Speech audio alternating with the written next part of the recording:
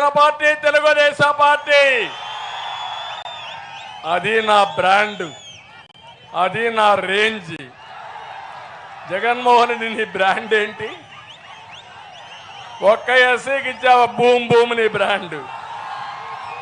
నా brand Kia Motors, నా brand. అవునా కాదా?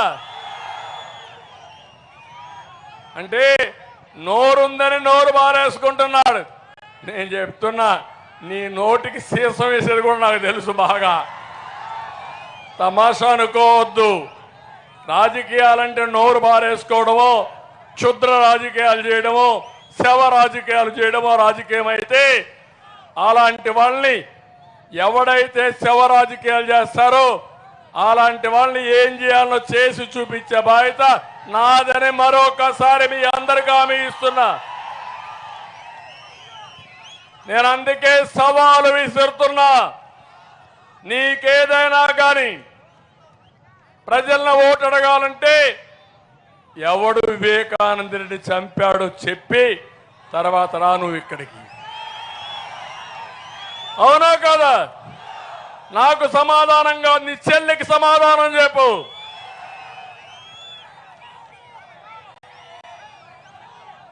అంటే నువ్వు మమ్మల్ని అందరినీ గొడ్డలతో చంపేస్తానంటే మేము భయపడిపోవాలా? అవసరమైతే ఒక పని చేయి, ఫ్యాన్ అంతా అరిగిపోయింది, తిరగడం మానేసింది, ప్రజలు సిద్ధంగా ముక్కలు ముక్కలుగా కుందేసి డస్ట్బిన్లు మారడానికి సిద్ధంగా ఉన్నారా లేదా మీరు? కాబట్టి ఇప్పుడు గొడ్డలు గుర్తుపెట్టుకో. నీ ఎన్నికల గుర్తు గొడ్డలు గుర్తుపెట్టుకోని రా మా దగ్గరికి. నీకు అదొకటే మిగిలింది. ఎందుకంటే బెదిరిస్తావా నువ్వు? ఇదేం పులివెందల రాజకీయం అనుకుంటున్నావా? ఈస్ట్ గోదావరి జిల్లా కోనసీమ రామచంద్రాపురం కబద్దార్, జాగ్రత్తగా ఉండు. ఏం తమిళలో మీకు రోషం ఉందా లేదా? గొడ్డల రాజకీయాలు మీరు సహిస్తారా అని మిమ్మల్ని అడుగుతున్నా. విధ్వంసక రాజకీయాలు మీరు సహిస్తారని మిమ్మల్ని అడుగుతున్నా. మిమ్మల్ని నాశనం చేస్తా ఉంటే భయపడి ఇంట్లో పడుకుంటారా అని మిమ్మల్ని అడుగుతున్నా. నేను అడుగుతున్నా మా తమ్ముళ్ళు మీకు ఒక ఉద్యోగం ఇచ్చాడా? డిఎస్సి పెట్టాడా? జాబ్ క్యాలెండర్ ఇచ్చాడా? నేను పెట్టా డిఎస్సి.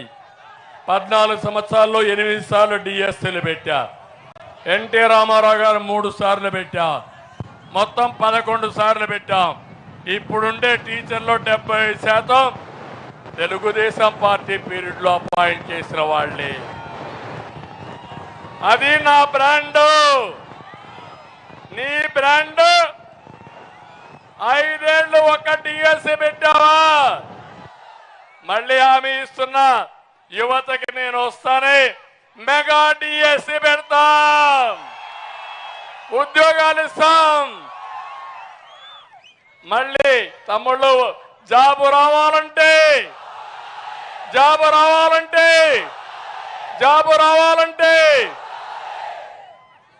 గంజాయి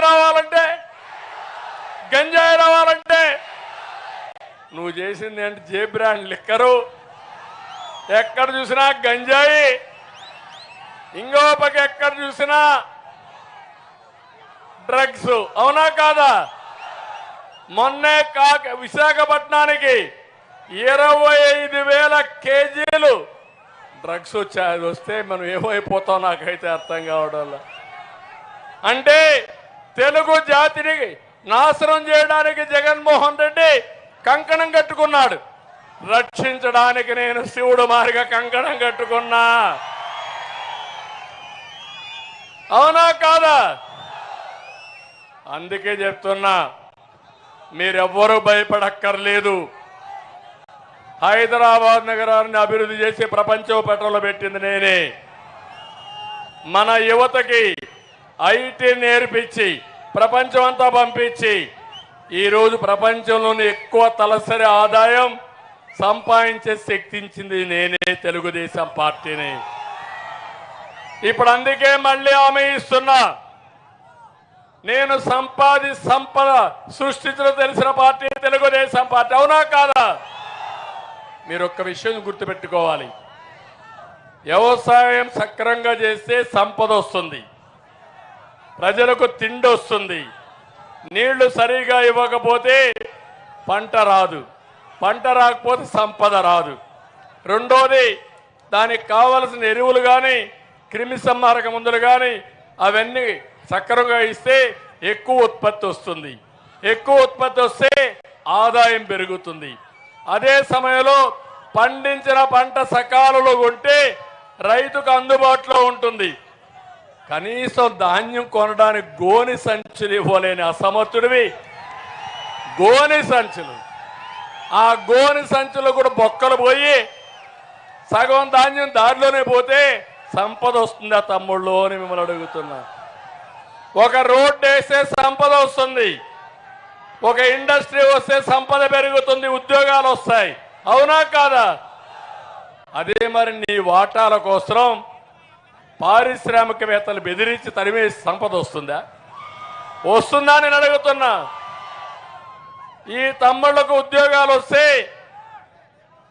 కొనుగోలు శక్తి పెరిగి బజార్లో ఎదుగాను కొనుక్కుంటే తద్వారా ఆదాయం పెరుగుతుంది జీఎస్టీ వల్ల.